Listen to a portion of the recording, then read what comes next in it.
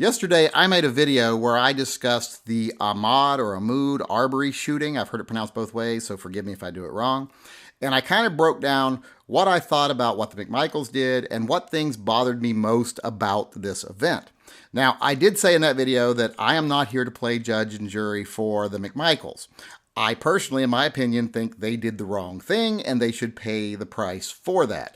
Mainly what I wanted to talk about in that video was how I thought this was a perfect example of the corruption in a lot of local law enforcement and in the legal system.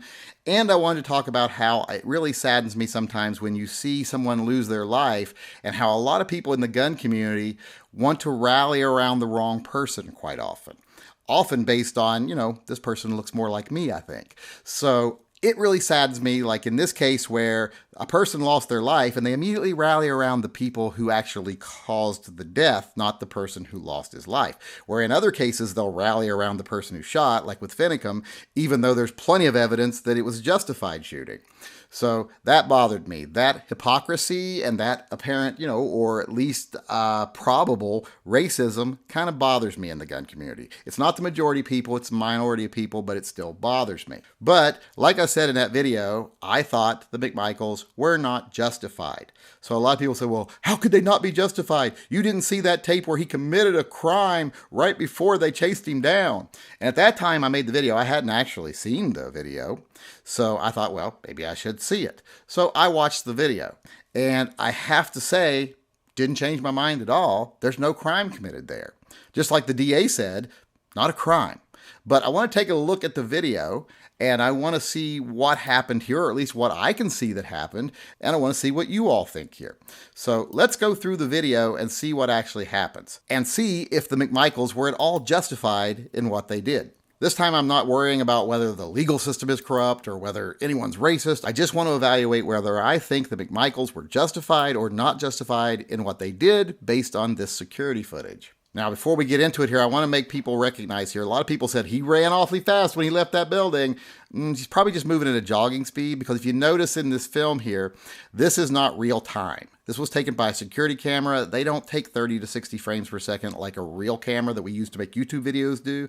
They take just a few frames per second, sometimes just 1 frame per second. So when you watch it back, you're watching a really sped up version. So keep that in mind when you watch what happens. Now, the first thing of relevance we see happen in this video is at about the 2 o'clock and 8-minute mark. Right after that, you see Arbery enter the frame on the upper right-hand corner of the video here. Now, is he jogging? Doesn't look like he's jogging to me. He looks like he's just walking. So I don't know if he's out jogging or not. Now, I can't fault him for just walking, because when I go jogging, it's mostly just walking too. Hopefully he's in better shape than I am. But, that's beside the point. Walking is no more a crime than jogging. Now, he does stop in front of the construction site. You see him here stop in front of the construction site, and then you see him enter the construction site. Now, the next thing you see of any real relevance is you see him come out and go around the other side of the building. Also, you see a neighbor come out at the upper left-hand corner of your screen. He appears to walk out to the road, and then he goes back into the shade, maybe behind a tree, maybe somewhere where he's just not as obvious, because he is dialing 911. It appears he is the 911 caller that made the earlier call. He's calling 911 saying, hey, some guy has entered a building that's under construction across the street from me. He's trespassing. He's going to burglarize it. I don't know what he's thinking the guy's going to do. I can't explain what I thought the guy was going to do. I think he was just concerned that, maybe he's going to steal something. And the 911 operator, I'm not going to get into verbatim what they said, but they basically said, if he's not committing a crime, then what's your issue? So, not a lot came of that 911 call. I do believe they may have sent a cruiser out to check, because you do see a cruiser go through the tape later. But I want to say one thing about this guy. A lot of people are saying this guy did something wrong and he's actually getting death threats. Why is he getting death threats? He called 911. He did the absolute right thing when he thought he saw a crime being committed. He didn't involve himself. He just called. That's the right thing to do. Now, I don't think he's the one that actually followed and filmed the actual shooting. Some people think that he's the one that did that, but you seem to see him ride off on a bicycle later, so I don't think that was him either. So unless he's the one that filmed the actual shooting, this guy has done nothing wrong. I don't understand why people are mad at him. But let's get back to the Arbery thing over here. Now, shortly after that, he comes out of the building and runs on down the street. Now, a lot of people are saying, all right, there's your evidence right there. He committed a felony. They were right in chasing him down. Well, there's been no real crime committed here. Like the 911 operator indicated, unless he steals something, it's not a crime to walk on a non-posted construction site. I do it myself. I did it not too long ago. A few days ago, I stopped at a house about 3 miles down the road that's being built, walked through, looked at the floor plan. In fact, when I left, 2 other neighbors were coming up to look at it because people were interested. They're not committing a crime. They're just checking out the new construction. Now, am I saying that this is what Arbery was doing? No, because, do I believe that maybe he might have committed a crime if there was an opportunity to? Like if something was left out, like power tools or something? I think maybe he would have. I'm not going to say he would, but I'm going to say it's definitely a possibility.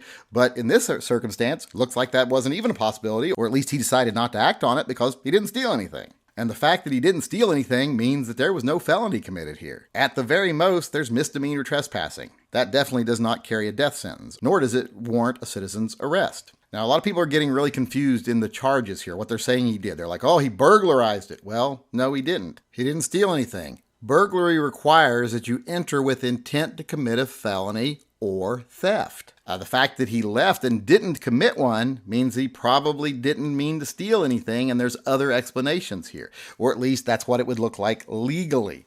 Now, he might have planned on stealing something if he had the opportunity, but the fact that he left shows that no crime occurred. If police had caught him in the building, they could try to make the case that he intended to steal or vandalize, etc.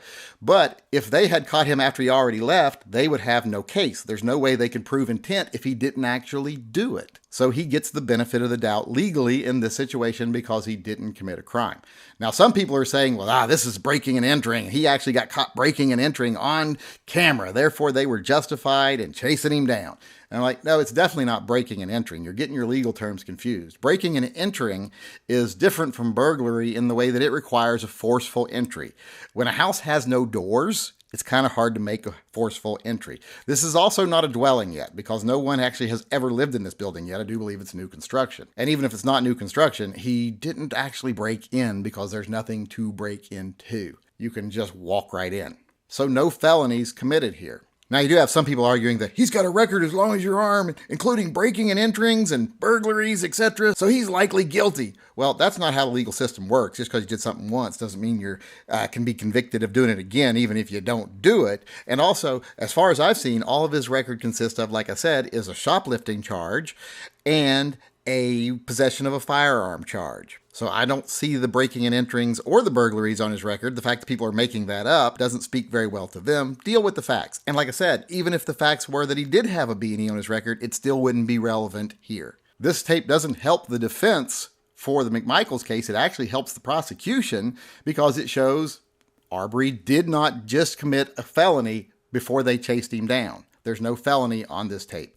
There's no burglary because he didn't take anything, so you can't prove intent.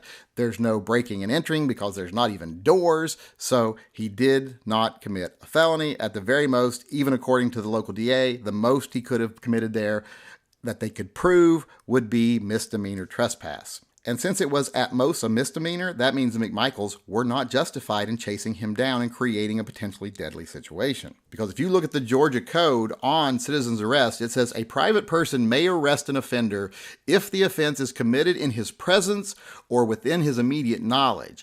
If the offense is a felony and the offender is escaping or attempting to escape, a private person may arrest him upon reasonable and probable grounds of suspicion. Well, since no crime was actually committed in the tape, that would mean they would have no justification to chase him down, period. And here's another thing. Even if he had committed a felony, this would not have happened in their immediate presence. They were not there. It also did not happen within their immediate knowledge. They did not see this tape before they decided to chase him down. They did not know he stole anything. They did not have any immediate knowledge that a crime was committed.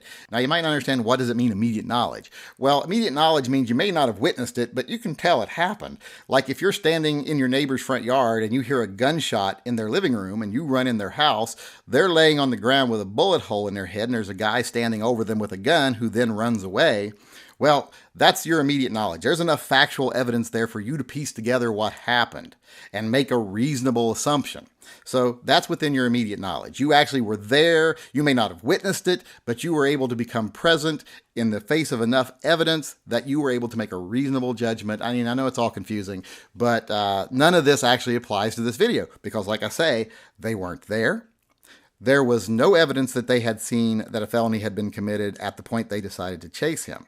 So they were not justified under the Georgia Code to actually engage in a citizen's arrest, just simply by the letter of the law. In fact, the guy who made the 911 call would have a much stronger argument if he had been the one that chased them down, but he wasn't. But like I've said earlier, after he comes out of the house, he runs down the street. He goes on down about his way.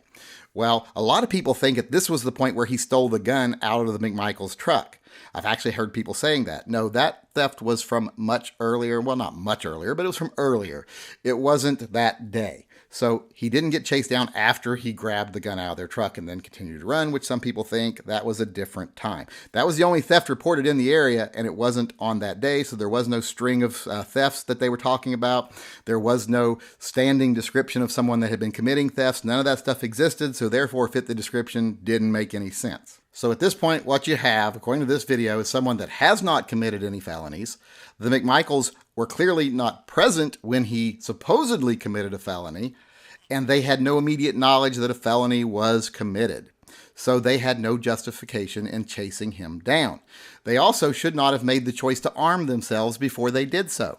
I would have less problem with what they did if they had just seen the guy run down the street and then they just chased after him. But they saw him run down the street. They chose to arm themselves and then chase after him. Now, if he was a dangerous felon, that might have been a good decision. That might have been the right thing to do. But when you take it upon yourself to make that decision, well, then you also have to face the consequences of your actions if you're wrong. Now, I'm not saying that they're wrong and that he wasn't the guy who committed some burglaries in the area. Maybe he was. Maybe he is the guy that stole their gun. Didn't have it on him at that time, according to the police report. So they made some bad decisions that led to someone losing their life. A deadly force situation occurred that was created by decisions they made. They brought the firearms. They chased him down. Now, does this mean they should get murder charges and go away for 30 years or 20 years or whatever each? No, I don't think this is murder, because for it to be murder, there has to be premeditation. I don't think either of these gentlemen intended to kill anyone. I think they intended to intimidate him. I think their end goal was that when he saw their guns, he would lay on the ground, put his hand behind his head, and the police would show up and they'd be neighborhood heroes. But that's not what happened. Now, is he wrong for defending himself physically against someone who just chased him down and then got out of the truck with a gun?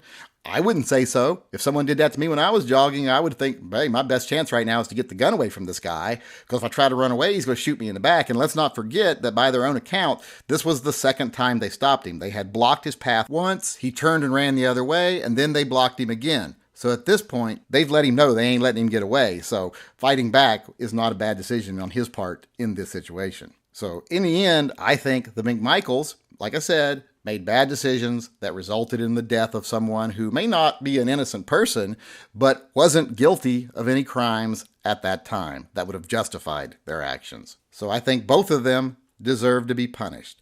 And I think that will be up to a judge and a jury to decide to what extent. Like I said, I don't think they should get murder charges. This is negligent homicide or manslaughter or some other lesser charge. I think the son should get the stiffest charge, because he's the dummy that actually got out of the truck with a shotgun, got himself into a confrontation with someone where he ended up having to shoot that person. And I say having to shoot that person because at that point, I'm sure he did think, my life's in danger now. I made some mistakes, but now my life's in danger. So you got to give him a little bit of benefit of the doubt for that, but you don't have to give him the benefit of the doubt for why he put himself in that situation. So I think the son should be getting a fairly stiff sentence. I think the father should get a lesser sentence. He made some bad decisions, but he didn't kill anybody.